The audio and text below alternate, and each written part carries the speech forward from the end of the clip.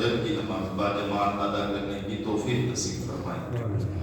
الحمدللہ سورۃ البلد چل رہا تھا اور والیوم 2 ہو چکا ہے۔ اب آگے کی تفسیر انشاءاللہ ترجمے کے ساتھ ملاحظہ فرمائیں۔ اعوذ باللہ من الشیطان الرجیم، بسم اللہ الرحمن الرحیم۔ الم نجعل لہ عینین، کیا ہم نے اس کو 2 آنکھیں، ولسان و شفتین، اور زبان اور 2 ہونٹ نہیں دیے، وہدیناہ النجدین، اور ہم نے اس کو دونوں راستے بتلا دیے، فلاقتحم العقبہ، سو وہ شخص گھاٹی میں سے ہو کر نہ نکلا، وما ادراک ما العقبہ، اور آپ کو معلوم ہے کہ گھاٹی کیا ہے، فک رقبہ، وہ کسی گردن کا چھڑا دینا ہے، او اطعام فی یوم ذی مسغبہ، یا کھانا کھلانا، یتیما ذا مقربہ، فاقہ کے دن میں کسی رشتہ دار یا یتیم کو، او مسکینا ذا متربہ، یا کسی خاک نشین محتاج کو۔ گزشتہ ابتدائی آیات میں بتلایا گیا تھا کہ انسان اگر غور کرے تو صاف سمجھ سکتا ہے کہ یہ انسان ہر وقت آلام و شدائد میں گھرا ہوا ہے، یعنی مصیبتوں کا مارا ہوا ہے۔ تو چاہیے اس سے یہ تھا کہ عجز و انکساری اختیار کرتا، مطیع اور فرما بردار رہتا، مگر اس کے غرور اور پندار کی یہ حالت ہے کہ سمجھتا ہے کہ میں ہی سب کچھ ہوں، اور احکام خداوندی کی خلاف ورزی کرتا ہے۔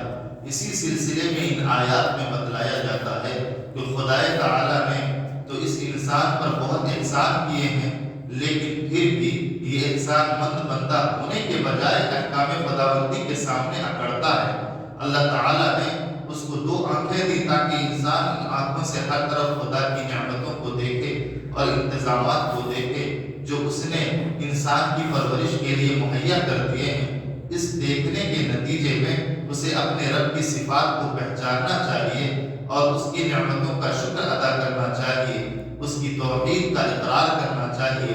چنانچہ ارشاد ہوا، الم نجعل لہ عینین، کیا ہم نے اس کو 2 آنکھیں نہیں دیں؟ اس میں ایک دوسرے پہلو سے بھی چند چیزوں کی طرف اشارہ ہے۔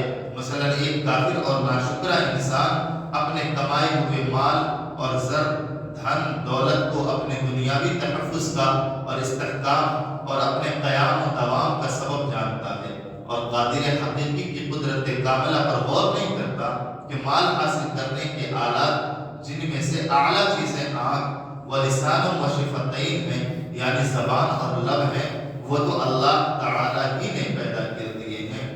اگر یہ اندھا اپاہج ہوتا تو کیا کماتا؟ پھر ایک کافر انسان کو اب کا یہ سمجھنا کہ نہ مجھے کوئی دیکھ رہا ہے، نہ میرے حالات اور اسرار پر کوئی واقف ہے، یہ بھی غلط ہے۔ جس نے انسان کو دیکھنے کو آنکھیں دی، کیا وہ خود دیکھتا نہ ہوگا؟ یقیناً جو سب کو بینائی دے وہ سب سے بڑھ کر بینا ہونا چاہیے۔ پھر صرف 2 آنکھیں ہی نہیں پیدا کر دی بلکہ زبان اور 2 ہونٹ بھی پیدا کر دیے کہ اگر خود کسی میں نیک و بد کا تمیز کرنے کی عقل نہیں تو اس زبان کے ذریعے کسی صاحب فہم و فراست سے ہی پوچھ لے۔ غرض کے انسان کو چاہیے کہ ان اللہ کی دی ہوئی نعمتوں کو حصول سعادت کا آلہ بنائے اور کسی بری جگہ منعم حقیقی کی مرضی کے خلاف استعمال نہ کرے۔ مطلب یہ ہے کہ ایک ہوتی ہے، یہ ہنر اگر سمجھ لیں گے تو انشاءاللہ آسان ہو جائے گا۔ وہ کیا ہے؟ ایک ہے نعمت، ایک ہے مصیبت۔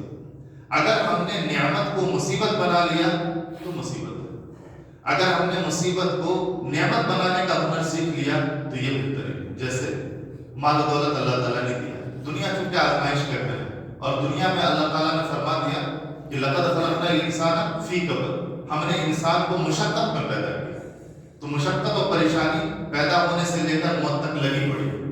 اس میں یہ سمجھنا ہے کہ اللہ تعالیٰ نے جیسے ہمیں نعمت دی، کیا دی؟ آنکھ دیا، نعمت دیا، تو ہم نے کیا کیا؟ نامحرم کو دیکھنا شروع کر دیا، غلط غلط چیزوں کو دیکھنا شروع کر دیا، تو اس نعمت کو ہم نے کیا کر دیا؟ مصیبت بنا دیا۔ ٹھیک ہے، یہ نعمت مصیبت ہے۔ اگر نعمت کو نعمت بنانا ہے تو کیا کرنا ہے؟ ان آنکھ سے قرآن کو دیکھنا ہے، ان آنکھ سے بزرگوار کی زیارت کرنا ہے، ان آنکھ سے تمام اپنے بھائیوں سے خلوص دل سے اور اچھی نظر سے ہمیں دیکھنا ہے، بد نظری سے نہیں دیکھنا ہے، تو یہ کیا ہو گیا؟ نعمت کو نعمت ہم نے بنا۔ ہم مصیبت کو نعمت کیسے بنائیں گے؟ مصیبت کو نعمت بنانے کا بالکل آسان طریقہ، یہ ہنر سیکھ لیں گے تو کام آ جاتا ہے۔ مصیبت جیسے بیمار پڑ گئے، ہمارے پاس مصیبت آ گئی، اللہ تعالیٰ سے دعا کیا کہ یا اللہ آپ نے ہمیں مصیبت دی، جیسا بھی ہے ہم تو جھیل لیں گے یہاں آپ کے احکام کی رضا کے لیے، آپ کی رضا کے لیے، یا اللہ کوئی بات نہیں ہے، جس میں آپ کی رضا ہے، جس میں آپ کی خوشی ہے، ہمیں زندگی بھر اگر بیماری رکھنا ہے تو کوئی بات نہیں، ہم صبر کر لیں گے، یا اللہ اصل دائمی زندگی میں تو آپ ہمیں اس کا بدل عطا فرمائیں گے۔ یہ شکر ادا کر لیا تو اس مصیبت کو ہم نے نعمت بنا لیا، اس مصیبت کو ہم نے نعمت بنا لیا۔ یہ دو چیزیں اگر ہم نے کیا کر لیا، اگر بچہ جو ہے بیٹا ہے وہ نعمت ہے، بیٹا ہے اگر کسی کے پاس تو وہ نعمت ہے۔ ہم نے اس اولاد کی صحیح تعلیم و تربیت دی، ہم نے کیا کیا، صبح میں فجر کے اذان کے بعد ہم نے اس کو لٹا کے نہیں رکھا بیٹا کمبل اوڑھ لو اس لیے کہ ابھی سردی بہت زیادہ ہے، سردی لگ جائے گی، تو ہم نے اس کے ساتھ کیا کیا، نعمت کو مصیبت بنا دیا، نعمت کو مصیبت بنا دیا۔ اور اگر ہم نے بچے کا کمبل ہٹا کے بولا اٹھو بیٹا نماز پڑھو، نماز فرض ہے، اس لیے کہ دنیا سے سب کو جانا ہے، ہم بھی تمہارے کام نہیں آئیں گے، تمہارے اعمال کام آئیں گے۔ بلینکٹ ہٹایا، وضو کرایا اور مسجد کو لے کر آ گئے، تو یہ نعمت کا نعمت ہو، ٹھیک ہے۔ یہ ہنر اگر ہم نے جان لیا تو پھر سمجھ لیجیے کہ ساری مصیبتیں نعمت بن جائیں گی اور ساری نعمتیں نعمت بھی رہیں۔ آگے فرماتے ہیں انسان کی رہنمائی کا انتظام، پھر اللہ تعالیٰ نے ان اعضاء کو پیدا کرنے پر اکتفا نہیں کیا بلکہ وَهَدَيْنَاهُ النَّجْدَيْنِ، انسان کو نیکی اور بدی کے دونوں راستوں سے بھی آگاہ کر دیا، مضر اور مفید میں امتیاز کرنے کی قوت بھی عطا کر دی تاکہ مضر سے اجتناب کرے۔ مضر کا مطلب نقصان دہ چیزوں سے بچے اور نافع پر کاربند رہے، مطلب یہ ہے کہ جو چیز فائدہ مند ہے اور ثواب کے لائق ہے اس کو کیا کرے، اس پر عمل کرے۔ پھر اتنا ہی نہیں بلکہ انسانوں کو ہدایت کے لیے اللہ تعالیٰ نے وحی بھیجنے کا بھی انتظام فرمایا، اپنے رسولوں کو بھیجا، اپنی کتابیں نازل کی جس میں انسانوں کو بتایا کہ کیا کرنا چاہیے، کیا نہ کرنا چاہیے، کون سے کام اچھے ہیں، کون سے کام برے، کس بات سے اللہ تعالیٰ خوش ہوتا ہے، کس بات سے ناراض۔ ان سب باتوں کا مقتضا یہی تھا کہ انسان احکام الہی کے تابع ہوتا، محسن حقیقی کا شکر بجا لاتا، اسراف سے باز آتا، مطلب فضول خرچی سے باز آتا، اعمال صالحہ کرتا۔ لیکن اس کافر انسان نے تو ایسا کرنے سے صریح انکار کر دیا۔ کافر کا مطلب کیا ہوتا پتہ ہے؟ کافر جو بولتے ہیں نا، کافر کا اصل وقت مطلب کیا ہے؟ کافر نکلا ہے کفر سے، کفر سے، اس کا مطلب ہوتا ہے اصل حقیقت کو چھپا لے۔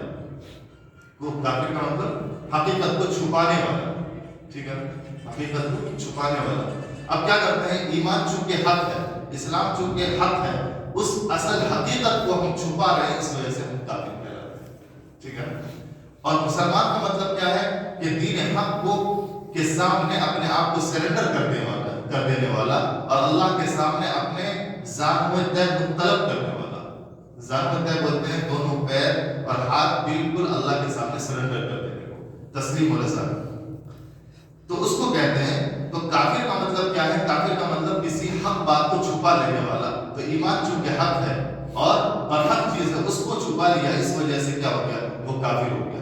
اللہ تبارک و تعالیٰ یہ ساری چیزیں کیا کر کے دے دیا کہ ایک صحیح چیز دے دی، ایک بری چیز دے دی، اور دنیا آزمائش کے گھر میں بھیج دیا۔ راحت نہیں ہے، پریشانی ہے، ان تمام چیزوں کو بھیج دیا۔ راحت کس کو کہتے ہیں پتہ ہے؟ آرام کس کو کہتے ہیں؟ آرام اس کو نہیں کرتے، کہتے کہ محنت کر کے آئے، پیسہ کما کے لائے اور بستر پہ سو گیا، بیوی بال بچہ خوشی کے ساتھ کھا لیا اور سو گیا، اس کو آرام نہیں بولتے۔ اللہ تبارک و تعالیٰ جو آرام بولتا ہے اور راحت بولتا ہے، وہ بولتا ہے کہ دماغ میں آیا کہ میں امریکہ میں ہوں تو امریکہ میں واقع میں ہوں، سمجھ رہے؟ آرام کا مطلب دماغ میں آیا، انگور کے خوشے گچھے ہمارے سامنے آئے، منہ میں چلا گیا اپنے آپ، اس کو بولتے راحت، اس کو بولتے آرام، جو جنت میں ملنے والی ہے۔ دماغ کے اندر آیا کہ ہمارے پاس مرسیڈیز ہے، واقعی میں کھڑی ہے، اس کو بولتے آرام۔ یہ نہیں کہ محنت کر کے مرسیڈیز لے کے آئے تو پھر تو وہ محنت ہے، تو آرام کا ہے، سکون کا ہے، چین کا ہے۔ تو اس لیے وہ چیز یہ دھیان میں رکھنا ہے کہ دنیا مصیبت کا گھر ہے، اس مصیبت میں ہم اپنے آپ کو جھیل لیا، آرام دکھا رہے ہیں اپنے آپ کو، تو وہ آرام حقیقی آرام نہیں۔ آگے فرمایا کہ نیک بد میں امتیاز کرنے کی قوت موجود ہونے کے باوجود دین کی گھاٹی میں نہ گھسا، اس کو تو دین نے حق کی پیروی پہاڑ کی طرح بوجھل معلوم ہوتی ہے، اب کیا ہے کہ دین میں کیا ہے سچ بولنا، دین میں کیا ہے اچھے کام کرنا، دین میں کیا ہے آپ کی ہمدردی کرنا، دین میں کیا ہے بھلا کرنا. بقیہ چیزیں کیا ہے؟ شیطانی فطرت ہے، ایک دوسرے میں تفرقہ ڈالنا، ایک دوسرے کے خلاف بولنا. یہ ساری چیزیں کیا ہے؟ یہ تفرقہ ڈالنے والی بات ہے. تو یہ چیزیں جلدی پھیلتی ہے. برائی کیا ہوتی ہے؟ جلدی پھیلتی ہے. کیوں؟ اس لیے کہ شیطانیت ہے. شیطانیت بہت جلدی پھیلتی ہے اور بہت زیادہ پھیلتی ہے. اور حق چونکہ صحیح ہے اور اس پہ عمل کرنا لوگوں کو، ہم تمام لوگوں کو مشکل لگتا ہے، سچ بولنا مشکل لگتا ہے، اس وجہ سے وہ کیا ہے؟ بہت بوجھ معلوم ہوتا ہے. فَلَقْتَحَمَ الْعَقَبَةَ میں دین کے کاموں کو گھاٹی یعنی دشوار گزار راستہ سے گزرنا اس لیے کہا گیا کہ دین کے احکام پر چلنا نفس کو مصیبت گزرتا ہے. شاق گزرتا ہے مطلب مصیبت گزرتا ہے. مطلب یہ ہے کہ سچ بولنا. اب کیا ہے کہ ایک بندہ آ گیا، میں نے اس کا پیسہ لیا ہوا ہے، گھر میں بیٹھے ہوئے ہیں، لیکن بچے کو کہہ دیا کہ ارے بھیا ایسا ہے، بول دو نہیں. فوری طور پر نجات کے لیے جھوٹ کیا بن گیا؟ ذریعہ بن گیا. لیکن حقیقت بات یہ ہے کہ اگر وہ اس بات پر اس کو مار بھی دیتا تو وہ جنت کا مستحق تھا اور مارنے والا جہنم کا مستحق. تو اس وجہ سے ہمارے لیے کیا ہے؟ سچ بولنا شاپ ہے، مصیبت ہے. کیونکہ وہ خواہشات نفسانی کے خلاف ہوتے ہیں اور برے راستے پر چلنا آسان ہوتا ہے کیونکہ وہ خواہشات کے موافق ہوتا ہے. اس سے معلوم ہوا کہ جو اصلی اور حقیقی کامیابی کی منزل کی طرف چل رہے ہیں ان کے لیے ضروری نہیں کہ وہ ہمیشہ آسان اور ہموار راستہ پر ہی چلتے رہیں گے. نہیں، بلکہ دین کے راستے پر چلنے میں گھاٹیاں بھی آئیں گی، ناپسندیدہ حالات سے بھی دوچار ہونا پڑے گا، مشکلات سے بھی واسطہ پڑے گا. اور جب تک دشواریوں کی ان گھاٹیوں کو پار نہیں کیا جائے گا منزل مقصود کی طرف بڑھنا ناممکن ہے. اب انشاءاللہ آگے کل اس کے تفصیلی گفتگو کی جائے گی. اللہ تبارک و تعالیٰ سے دعا فرمائیں کہ اللہ تبارک و تعالیٰ ہم تمام لوگوں کو سورۃ البلد پر یقین جمانے کی توفیق نصیب فرمائے. اور جو احکام خداوندی سورۃ البلد میں دیے گئے ہیں اللہ تبارک و تعالیٰ سے دعا فرمائیں کہ اس پر عمل کی توفیق نصیب فرمائے. اور اللہ تعالیٰ سے یہ بھی دعا فرمائیں کہ جتنے بھی ہمارے امت مسلمان ہیں تمام کی بیماریوں کو اللہ تبارک و تعالیٰ دور فرمائے، تمام کی پریشانیوں الفتوں کو دور فرمائے. سب سے زیادہ یہ دعا فرمایا کریں کہ اللہ تبارک و تعالیٰ ہم تمام لوگوں کو حرام سے بچا کر حلال کی توفیق نصیب فرمائے. اور یہ بھی دعا فرمائیں کہ پوری امت مسلمہ کی معیشت کو، مال و دولت کو اور تجارت کو ترقی نصیب فرمائے. اس لیے کہ معیشت میں کمزور ہونا بہت بڑی پریشانی کا باعث ہے. اس لیے اللہ تعالیٰ سے دعا فرمائیں کہ پوری امت مسلمہ کی اللہ تعالیٰ معیشت کو، کاروبار کو، تجارت میں ترقی نصیب فرمائے.